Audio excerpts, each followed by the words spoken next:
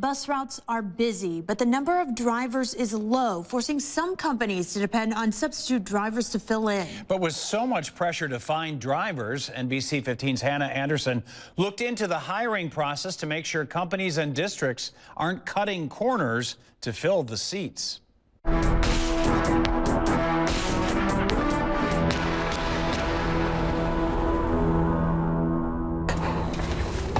Each school day, Deborah Oldenhoff starts her shift in Wanakee. I want them to know that they were greeted with happiness before they go to school, because we are the first people that they see and the last ones that they see when they go home. For 20 years, safety for the children has been her priority. You're multitasking, you know, you got to make sure those kids are safe, you're stopping safe, you're other traffic around you. It's all in all, it's patience. Oldenhoff says bus drivers are in high demand.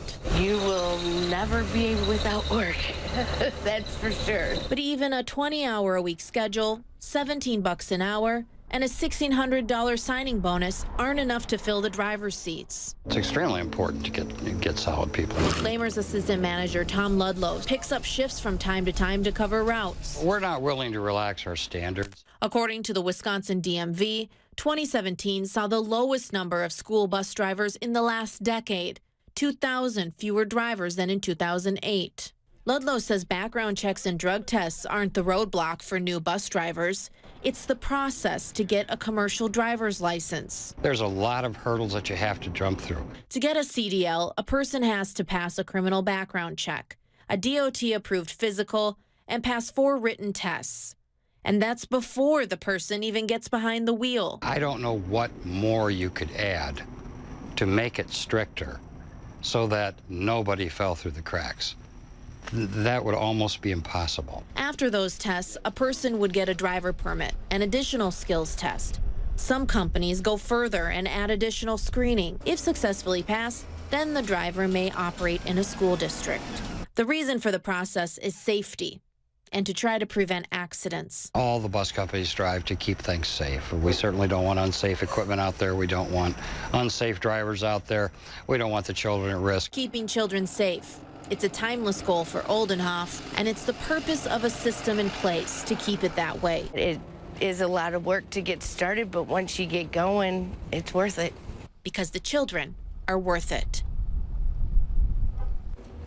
In 2017, there were 1,500 background checks in Wisconsin, and typically less than 10 are denied. That's because the most serious offense can disqualify potential drivers for a lifetime. The least offense disqualifies them for about 2 years. And Ludlow says the process usually takes about 30 days, but it can actually be done as quickly as 2 weeks. Yeah, that surprised me a little bit there. Ludlow says they're seeing actually more single mothers applying for some extra cash. He also said anyone retired makes for a perfect candidate. All right, Hannah Anderson, thank you.